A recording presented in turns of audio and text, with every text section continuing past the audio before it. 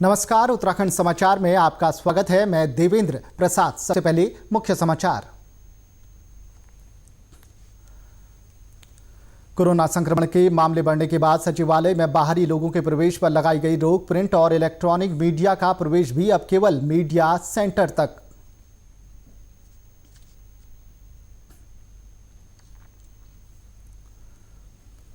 अकेले रह रहे बुजुर्गों को अब घर बैठे मिलेगी जरूरी सुविधाएं। पहले चरण में देहरादून और हल्द्वानी के शहरी क्षेत्र किए जा रहे हैं शामिल। उपनल के माध्यम से मिलने वाली होम सर्विस के लिए देना होगा 100 रुपये शुल्क।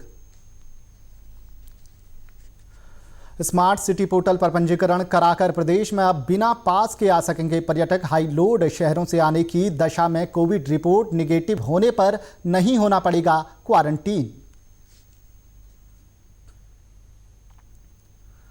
और मसूरी में शहीद हुए राज्य आंदोलनकारियों को आज दी जा रही है श्रद्धांजलि। मुख्यमंत्री त्रिवेंद्र सिंह रावत ने कहा, राज्य आंदोलन के शहीदों को प्रदेश हमेशा याद रखेगा। अब खबरें विस्तार से।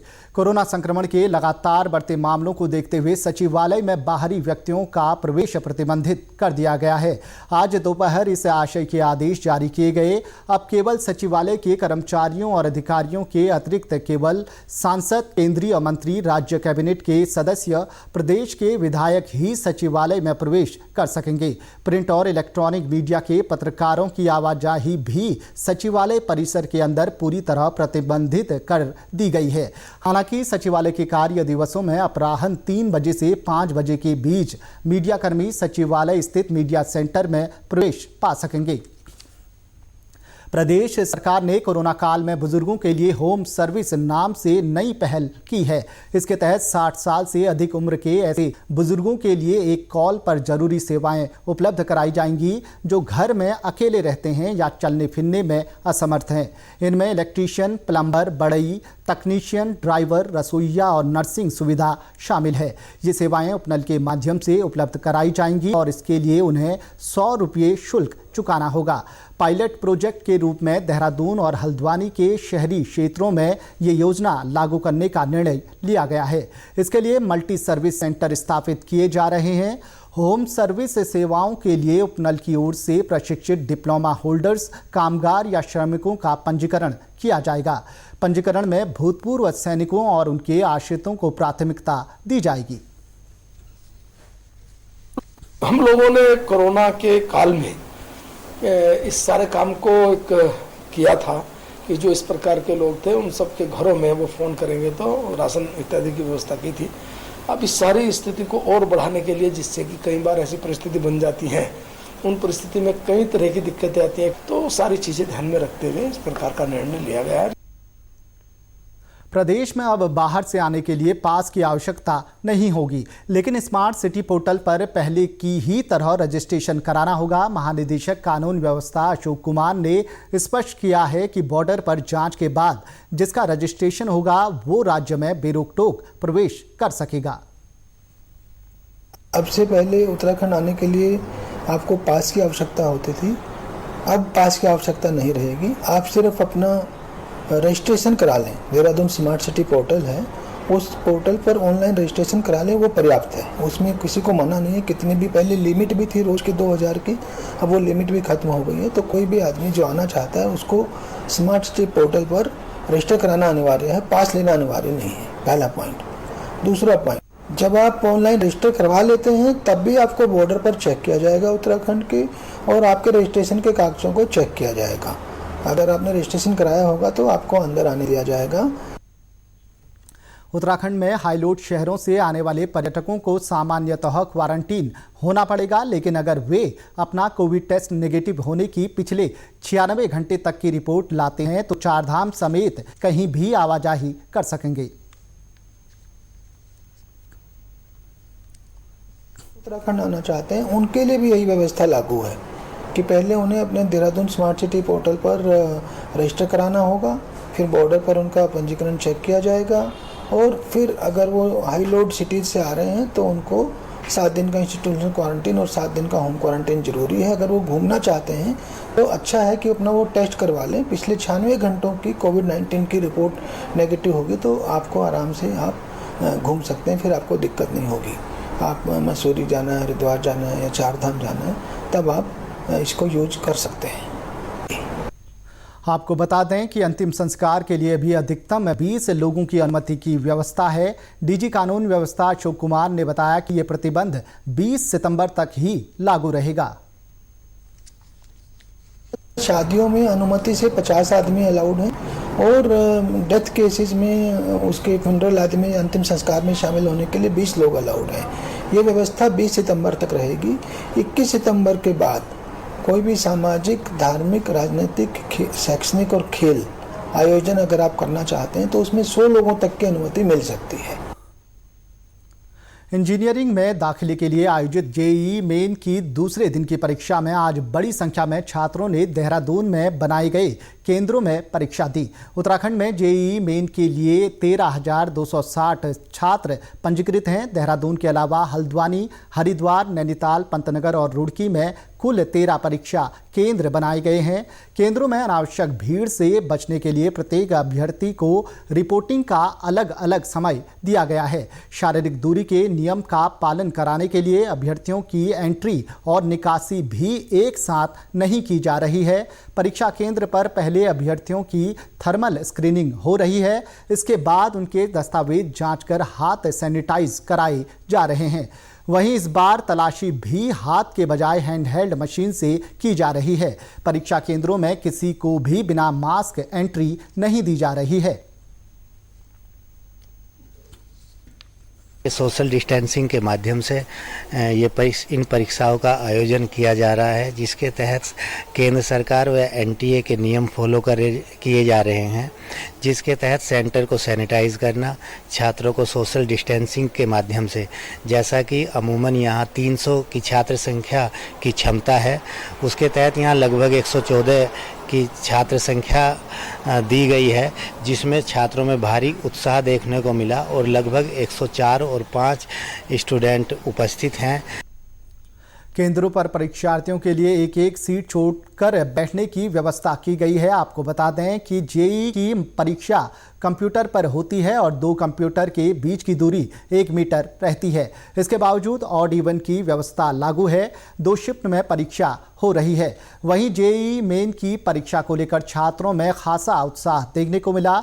डीडी न्यूज से बात करते हुए छात्रों ने बताया कि कोरोना महामारी की वजह से हुए लॉकडाउन के कारण उन्हें परीक्षा की तैयारी के लिए पर्याप्त समय मिला है। पेपर का एक्सपीरियंस तो अच्छा था, ऐसा कुछ डिफ़िकल्टी हाई नहीं दी थी इन लोगों ने, बिल्कुल मॉडरेट पेपर था। डायरेक्ट क्वेश्चन बहुत सारे थे, तो जिसने अच्छी तैयारी की होगी उसका अच्छा ही जाएगा।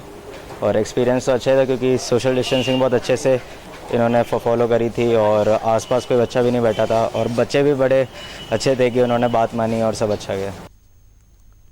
श्रीदेव सुमन विश्वविद्यालय ने एक बार फिर परीक्षा की नई तिथियां घोषित की हैं। विश्वविद्यालय की ओर से बताया गया है कि ग्रेजुएट और पोस्ट ग्रेजुएट अंतिम सेमेस्टर की परीक्षाएं 14 सितंबर से 12 अक्टूबर तक आयोजित होंगी। कोरोना काल को देखते हुए छात्रों की सुविधा के लिए OMR शीट के माध्यम से परीक्षाएं करवाई जाएंगी।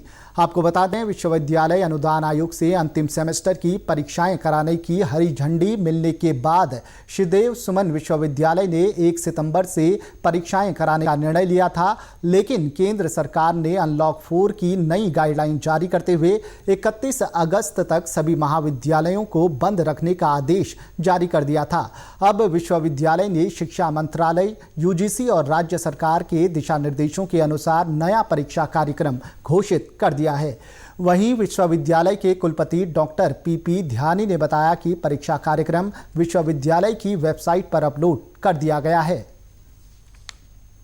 हमने जो परीक्षाएं 1 सितंबर से पहले आयोजित होनी थी, अब हमारी समय जो अंतिम टर्मिनल सेमेस्टर की परीक्षाएं हैं और वार्षिक परीक्षाएं हैं, वो अब 14 सितंबर से 12 अक्टूबर तक आयोजित की जाएंगी। इसके लिए हमने सभी को सूचित कर दिया है। सभी महाविद्यालयों को, हमारे पास 53 राजकीय महाविद्यालय हैं और 114 निजी महाविद्यालय हैं, सबको सूचित कर दिया है और सबको बहुत ही स्पष्ट शब्दों में बताया है कि कोविड-19 के मद्देनज़र जो भी गाइडलाइंस हैं उनका वो पालन सुनिश्चित करेंगे। कोटद्वार में आज से कोरोना टेस्ट शुरू हो गए हैं। कोटद्वार के बेस अस्पताल में सरकार और हंस फाउंडेशन के माध्यम से कोविड-19 टेस्टिंग मशीन लगाई गई है। यहां टेस्टिंग शुरू होने से गढ़वाल और उत्तर प्रदेश के बिजनौर जिले के लोगों को लाभ मिलेगा। बेस अस्पताल के मुख्य चिकित्सा अधीक्षक डॉक्टर वागीश चंद्रकाला ने बताया कि अस्पताल में कुछ मानकों के साथ टेस्टिंग की सुविधा निशुल्क है। उन्होंने बताया कि टेस्टिंग शुरू होने से कोरोना मरीजों की रिपोर्ट जल्द मिलेगी और कोरोना संक्रमण को रोका जा सकेगा। इसके अलावा टेस्टिंग की रफ्तार भी बढ़ेगी। सरकार के प्रयासों से ये जो है हंस फाउंडेशन ने हमको ट्रूनेट मशीन दी है। इसमें हम एक बार में 4 टेस्ट लगा सकते हैं और एक टेस्ट जो है वो 1 घंटे में ख़त्म होता है। तो अगर हम वर्किंग देखें तो इस तरीके से हम 20 से लेके 40 टेस्ट पर डे तक कर सकते हैं। इस टेस्ट से ये होगा कि हमें तुरंत रिजल्ट पता लग जाएगा और हम तुरंत निर्णय ले सकेंगे। महामारी के चलते हुए इसमें टेस्ट निःशुल्क है, ये भारत सरकार की गाइडलाइन है, और लेकिन जो हमारे क्राइटेरिया में फिट होंगे हम उन्हीं का टेस्ट करेंगे। अस्पताल के डॉक्टर कुमार आदित्य तिवारी ने बताया कि मशीन से 1 घंटे के अंदर मरीज की रिपोर्ट आ जाएगी। जो मरीज अस्पताल में भर्ती हैं उन्हें अब टेस्ट के लिए बाहर नहीं जाना पड़ेगा। कि इस मशीन के मेनली 2 पार्ट होते हैं। मशीन एक पार्ट मशीन का अलग होता है, दूसरा पार्ट अलग होता है। एक पार्ट 20 मिनट का होता है उसका ड्यूरेशन। उसमें हम जो सैंपल लेते हैं उसको रन करते हैं पहले, और उसमें जो एक्सट्रैक्ट आता है उसको हम फिर दूसरी मशीन में रन करते हैं जो कोरोना के वायरस को पढ़ती है।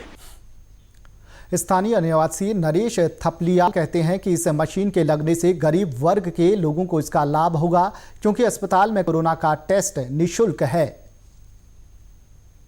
कोटद्वार में कोरोना टेस्ट की जो मशीन लगाई गई है, इससे बहुत सारे लाभ होने वाले हैं।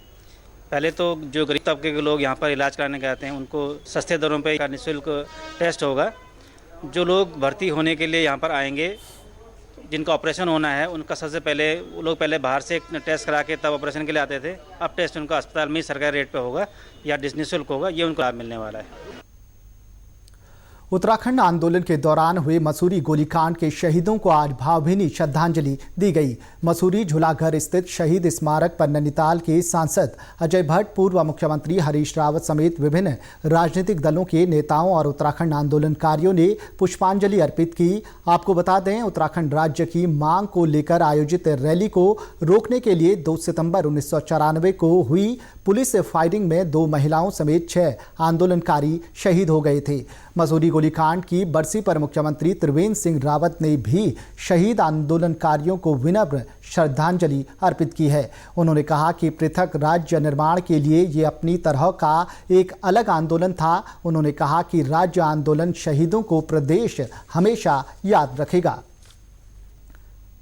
करीब 5 माह बाद अब एक बार फिर नैनीताल आने वाले पर्यटक बोटिंग का आनंद ले सकते हैं। जिला प्रशासन और नगर पालिका के आदेश के बाद नैनी झील में बोटिंग शुरू कर दी गई है। लॉकडाउन और कोरोना संक्रमण के खतरे की वजह से नैनी झील में 22 मार्च से ही बोटिंग बंद थी। नौकायन से जुड़े कारोबारियों के समक्ष इसके चलते पिछले 5 माह से आर्थिक संकट उत्पन्न हो गया था। अब एक बार फिर इसके शुरू होने के बाद नैनीताल में नौकायन कारोबार फिर से पटरी पर लौटने की उम्मीद है।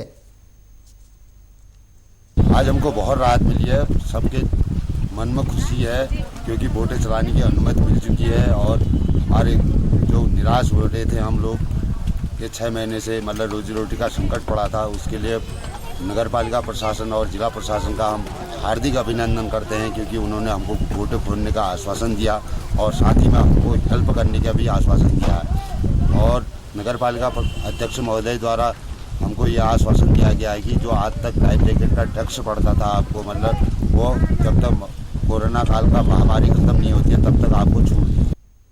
वहीं नौका संचालकों के साथ ही नैनीताल घूमने आ रहे पर्यटकों को भी काफ़ी राहत मिली है। दिल्ली, आगरा समेत आसपास के क्षेत्रों से आए काफ़ी लोगों ने नैनी झील में नौकायन का जमकर लुत्फ उठाया। जी, हम दिल्ली से आए हैं और हमें एक्सपेक्टेड नहीं था इतना कि हम यहाँ के मतलब बोटिंग हमें मिलेगी।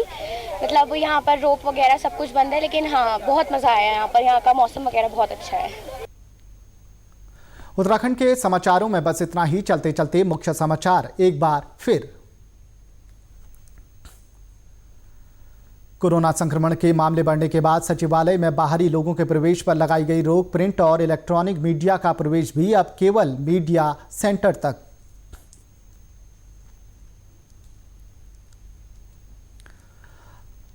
अकेले रह रहे बुजुर्गों को अब घर बैठे मिलेगी जरूरी सुविधाएं। पहले चरण में देहरादून और हल्द्वानी के शहरी क्षेत्र किए जा रहे हैं शामिल। उपनल के माध्यम से मिलने वाली होम सर्विस के लिए देना होगा 100 रुपये शुल्क। स्मार्ट सिटी पोर्टल पर पंजीकरण कराकर प्रदेश में अब बिना पास के आ सकेंगे पर्यटक। हाई लोड शहरों से आने की दशा में कोविड रिपोर्ट नेगेटिव होने पर नहीं होना पड़ेगा क्वारंटीन।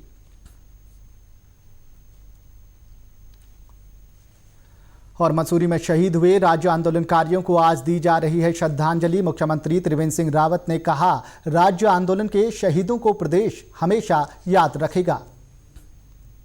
उत्तराखंड की खबरों के लिए आप हमसे सोशल मीडिया पर भी जुड़ सकते हैं। हमारा ट्विटर हैंडल है DDNews_देहरादून। हमारा फेसबुक पेज है DD न्यूज़ उत्तराखंड और हमारे YouTube channel DD news Uttarakhand को भी सब्सक्राइब करें। इसी के साथ समाचार समाप्त हुए। नमस्कार।